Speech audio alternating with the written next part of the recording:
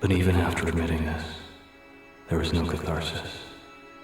My punishment continues to elude me, and I gain no deeper knowledge of myself. No new knowledge can be extracted from my telling. This confession has meant nothing. The investment bankers of American Psycho look and act very similar. They dress the same, project the same aura, they even have the same hairstyles. You could pass this off to it being a choice of Wall Street culture, but I don't think so. Identity is a general problem throughout the entire story, making Patrick question his sanity. But Patrick's identity issue extends into the viewers too, and that's where we'll find our answer to the story's ambiguous ending. Patrick is mistaken for another person by Paul Allen and Patrick's lawyer Harold. When Paul Allen is first introduced, he calls Patrick by the wrong name, just as Paul was wrongly recognized in the opening scene at the restaurant. Hello, Halber Stram. Nice tie. How the hell are you? Well, who is it then? It's Paul Allen. It's not Paul Allen. Paul Allen's on the other side of the room over there. Patrick goes on to mention his commonalities with the real Marcus Halberstram. It seems logical because Marcus also works at PNP and in fact does the same exact thing I do. He also has a penchant for Valentino's suits and Oliver Peoples' glasses. Paul even mistakes Patrick again while at the Christmas party. Well, then let's do it, Marcus. Great party. Thanks.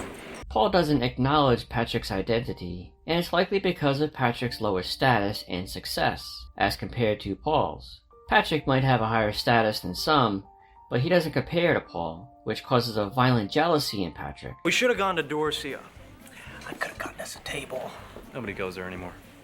It doesn't help that Paul bullies Patrick too.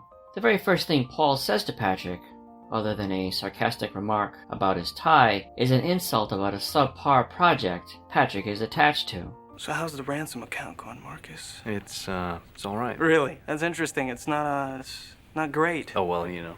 They're investment bankers after all. Their professional reputations depend on their ability to build successful client portfolios. And Paul knows this, and he weaponizes it as soon as he sees Patrick.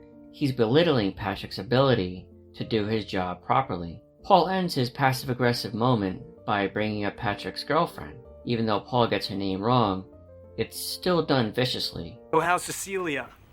She's a great girl. Oh, yeah. I'm very lucky. Mm-hmm. Patrick's confession on the phone to his lawyer is genuine, but isn't taken seriously. I killed Paul Allen with an axe in the face. His body is dissolving in a bathtub in Hell's Kitchen. Jesus, yes, that was hilarious. That was you, wasn't it? Yeah, naturally. Bateman killing Allen and the escort girls. That's fabulous. Just like how Paul mistakes Patrick for another person, Harold does the same too. Both Paul and Harold describe Patrick as a lower status fool. Bateman is such a dork. Such a boring, spineless lightweight. Evelyn. Great ass. Goes out with that loser Patrick Bateman. What a dork. This is when Patrick realizes his grip on reality is broken. Were his actions real or not? This theme of mistaken identity throughout the story, in its ambiguous ending, at this point, now becomes a task to solve for the audience by personalizing it. But why should the viewer disregard the lack of an answer to Patrick's murders? What does it resolve? Because after the scene with Harold mistaking Patrick for someone else, the movie morphs into a psychological puzzle, becoming a question for the viewer to answer rather than Patrick. His character ends with ambiguity by accepting his identity crisis will continue, but consequently burdens the viewer. This confession has meant nothing.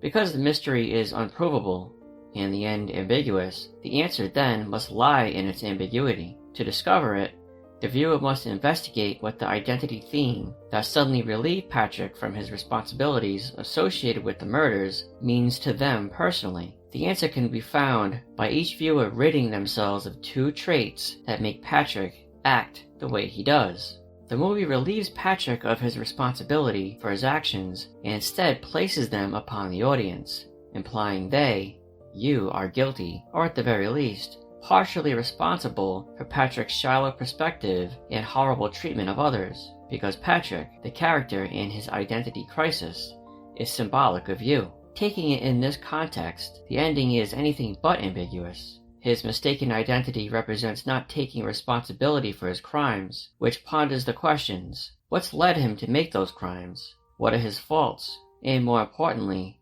since the identity theme extends to the audience, what are your faults? During Patrick's infamous monologue about Huey Lewis in the news, he mentions Huey's personality as a musician. We find here the answer that propels Patrick's vengeance towards others.